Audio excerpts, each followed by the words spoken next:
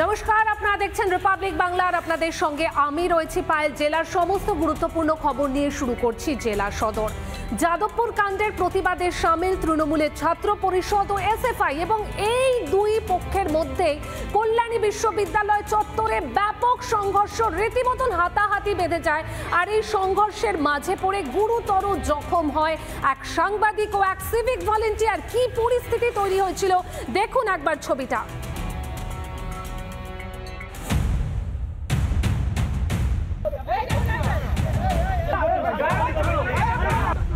যাদবপুর কাণ্ডে প্রতিবাদে তুমুল উত্তেজনা, কল্যাণী বিশ্ববিদ্যালয় তুলকালাম। বামপন্থী ছাত্র সংগঠন ও সিপিএম কর্মীদের সঙ্গে তৃণমূল ছাত্র পরিষদের হাতাহাতি, ধুন্ধুমার হয়ে ওঠে পরিস্থিতি।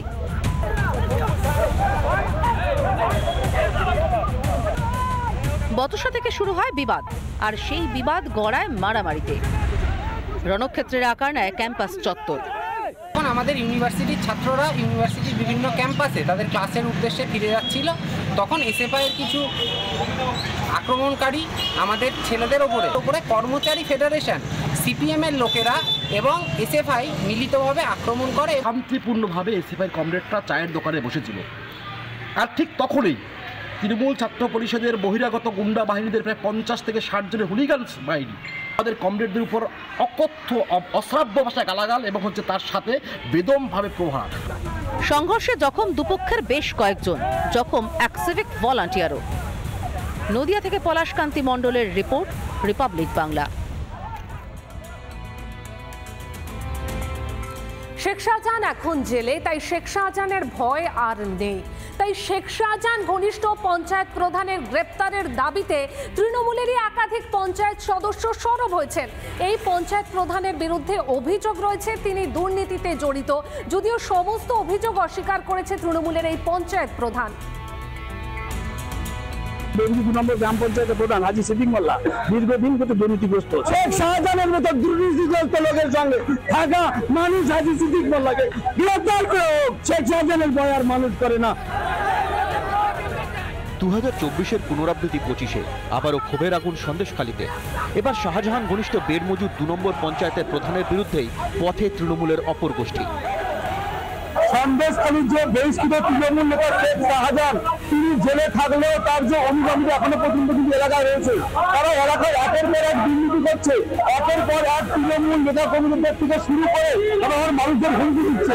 সেই হুমকির প্রতিবাদে এবং সেই দুর্নীতির প্রতিবাদে কিন্তু বিক্ষোভ দেখাচ্ছে কারা?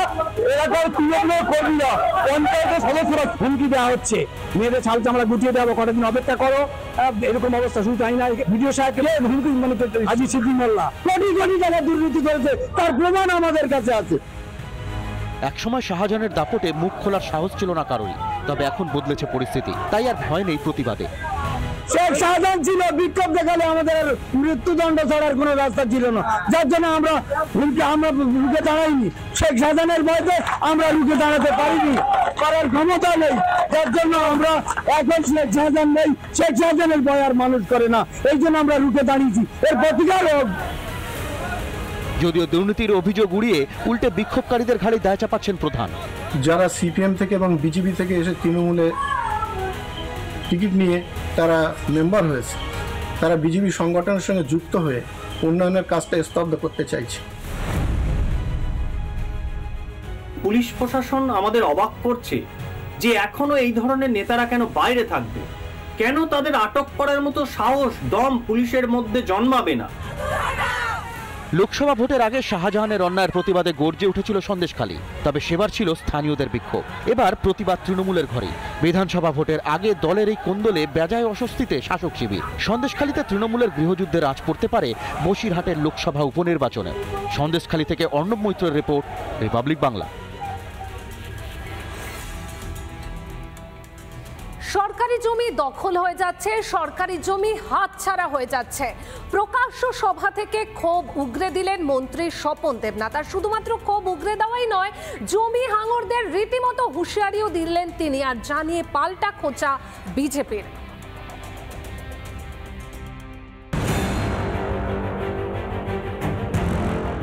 সরকারি জমি হাতছাড়া হয়ে যাচ্ছে, অথচ নতুন থানা তৈরির জন্য জুটছে না জমি। এই নিয়েই তুমুল ক্ষোভ উগরে দিলেন খোদ রাজ্যের মন্ত্রী স্বপন দেবনাথ। সরকারি রাস্তার জায়গায় কি করে তৈরি হচ্ছে বাড়ি, কে দিচ্ছে অনুমতি, কার্যত হুঁশিয়ারি সুর শোনা গেল মন্ত্রীর গলায়। আমি বুঝে উঠতে পারছি না কে বা কারা সরকারি জায়গায় বাড়ি করার অনুমতি দিয়েছিল, তাদের কিন্তু আমি ছাড়ব, এটুকু জানি না। কেউ না কেউ তো অনুমতি দিয়েছে, তাহলে বাড়ি হয়, রাস্তার জায়গায় বাড়ি হয়ে গেল, সরকারি জায়গায় বাড়ি হয়ে গেল, এটা কি করে হয়? শাসক মন্ত্রীর বক্তব্য প্রকাশ্যে আসতেই কটাক্ষ করতে ছাড়েনি বিজেপি। থানা করার জন্য উনি জায়গা পাচ্ছে না, সরকারি জায়গা দখল হয়ে গেছে। তো ভালো লাগলো যদি সত্যটা স্বীকার করে দেন যে তৃণমূল সরকার আমলে জমি মাফিয়ারা, মাটি মাফিয়ারা তারা মাটি দখল করে নিয়েছে। প্রশ্নটাই যেহেতু সরকার আপনারা আছেন, তাই এর দায় আপনাদের নিতে হবে, চিহ্নিতকরণ আপনাদেরই করতে হবে। কিন্তু সরকারি জমি দখল হয়েছে এটা আপনি এতদিনে জানলেন মন্ত্রী মশাই? এতদিন তাহলে কোথায় ছিলেন? নিজের ব্যর্থতা ঢাকতেই কি এত হম্বিতম্বি? পূর্ব বর্ধমান থেকে সন্তোষ দাস, রিপাবলিক বাংলা। মালদা জেলার যুব তৃণমূল সভাপতি জনসংযোগে বেরিয়ে তিনি হাসপাতালে ঢু মেরেছিলেন, সেখানে কথা বলেছেন রোগীদের সঙ্গে, তাদের সমস্যার কথা শুনেছেন।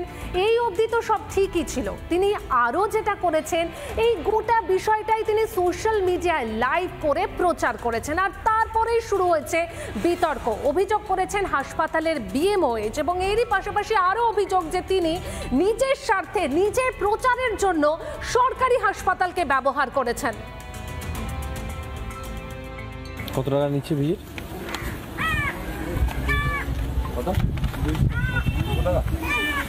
টাকা নিচ্ছে ডাক্তার? হ্যাঁ, কত টাকা? কত কত? 200 টাকা ভিজি। 200 টাকা ভিজি। কখনো রোগীদের কাছে জানতে চাইলেন ডাক্তারবাবু টাকা নিচ্ছেন কিনা, কখনো ঢুকে যাচ্ছেন রোগী দেখার ঘরে। পুরো চেম্বারটা আছে, নিজের প্রেসক্রিপশন এখানে দিচ্ছে, তাই তো? Doctor S Kumar MBBS phone number দিয়ে দিয়েছে। আবার কখনো রীতিমতো জেরা করছেন এক মহিলাকে। ওর স্যারের নার্সিংহোম আছে, নার্সিংহোমে কাজ করেন? স্যারের নার্সিংহোম আছে? হ্যাঁ, স্যারের নার্সিংহোমে কাজ করেন। নার্সিংহোমে স্টাফ। মালদার জেলা যুব তৃণমূল সভাপতি বিশ্বজিৎ মণ্ডল দেখাতে চেয়েছেন মানিকচক গ্রামীণ হাসপাতালের ভয়ানক পরিস্থিতির কথা, আর তা করতে গিয়েই জড়ালেন বিতর্কে। দল বল নিয়ে ঘুরলেন হাসপাতালের আনাচে কানাচে।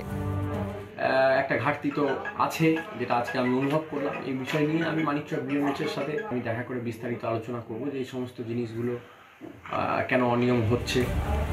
অভিযোগ উঠেছে উন্নত পরিষেবা নয়, নিজের প্রচার করতেই হাসপাতালে গিয়েছিলেন যুব নেতা, আর তা করতে গিয়ে নিয়মকেও বুড়ো আঙুল দেখিয়েছেন তিনি।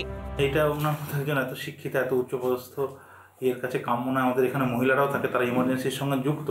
তিনি ওখানে কারোর পারমিশন ছাড়া ফার্মাসিতে ঢুকে গেছেন বা গেছেন, এগুলো উচিত হয়নি। আমি তো মনে করি না যে এরকম অনুমতির কোথাও প্রয়োজন পড়ে।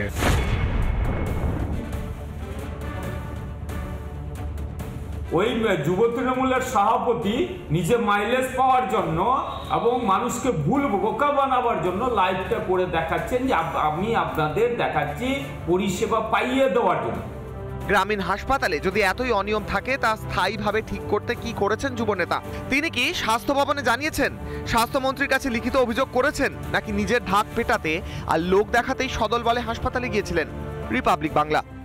নানা ধরনের কন্টেন্ট দেখার জন্য লাইক করুন, শেয়ার করুন আমাদের ফেসবুক পেজ, সাবস্ক্রাইব করুন আমাদের ইউটিউব চ্যানেল। পাশাপাশি অন্যান্য ব্রেকিং নিউজের জন্য অবশ্যই চোখ রাখুন রিপাবলিক বাংলায়।